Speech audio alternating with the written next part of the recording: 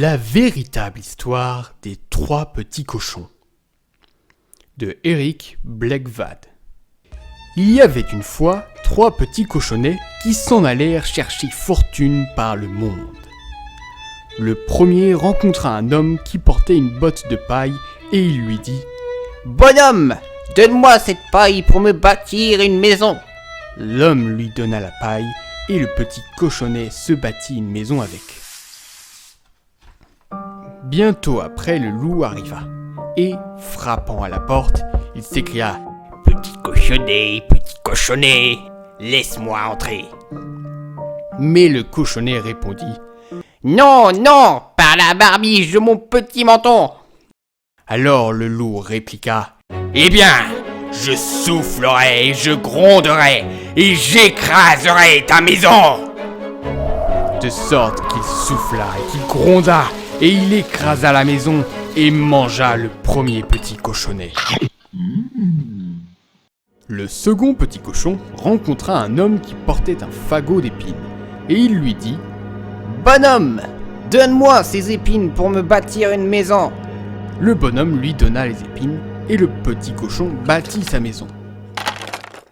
Bientôt après, le loup arriva de nouveau et il dit « Petit cochonnet, laisse-moi entrer. »« Non, non, par la barbiche de mon petit menton. »« Eh bien, je soufflerai, je gronderai et j'écraserai ta maison. » De sorte qu'il souffla et il gronda et il écrasa la maison et mangea le deuxième petit cochon. Le troisième petit cochon rencontra un homme avec un chargement de briques et il lui dit « Bonhomme, donne-moi ces briques pour me bâtir une maison. » L'homme lui donna les briques et il se bâtit avec une maison bien solide.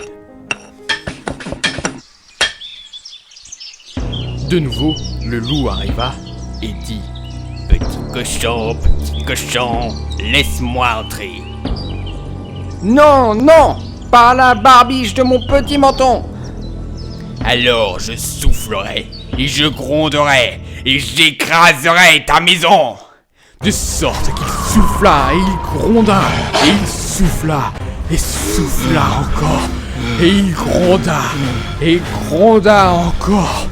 Mais il ne put pas écraser la maison. À la fin, il s'arrêta et dit au cochonnet « Petit cochon, je sais où il y a un joli champ de navets. »« Où ça ?» demanda le petit cochon.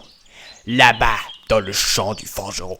Si tu es prêt demain matin, nous irons en chercher ensemble et nous en rapporterons pour notre souper. »« Bon, dit le cochonnet. À quelle heure ? » Oh, à 6 heures. Mais le petit cochon se leva à 5 heures et courut chercher les navets avant que le loup fût levé. Et quand le loup arriva en criant « Petit cochon, es-tu prêt ?» Le petit cochon répondit « Prêt ?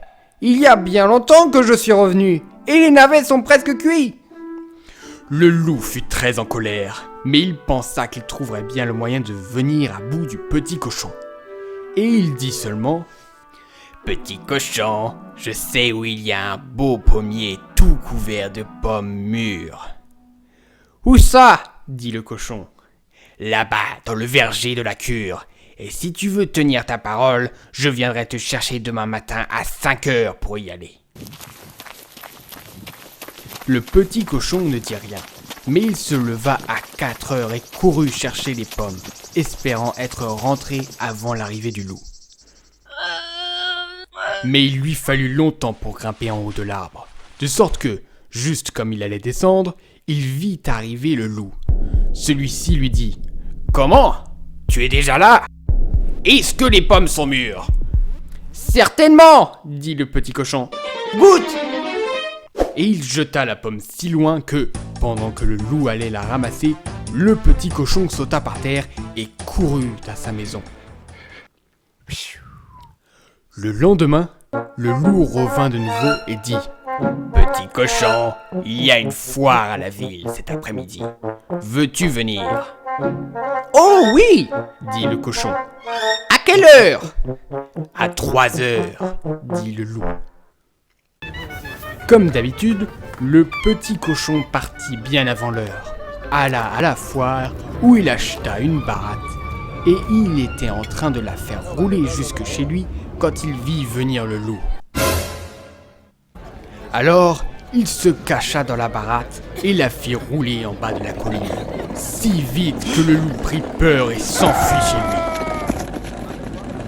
Il alla vers la maison du cochon et lui raconta combien il avait eu peur d'une grosse chose ronde qui roulait toute seule sur la route. Alors, le petit cochon se mit à rire en disant « C'était moi! Je t'ai fait peur alors !» Sur quoi le loup fut si en colère qu'il voulut descendre par la cheminée pour manger le petit cochon. Mais celui-ci se hâta de mettre une grande marmite d'eau sur le feu. Et juste comme le loup descendait, il ôta le couvercle et le loup tomba dans l'eau bouillante.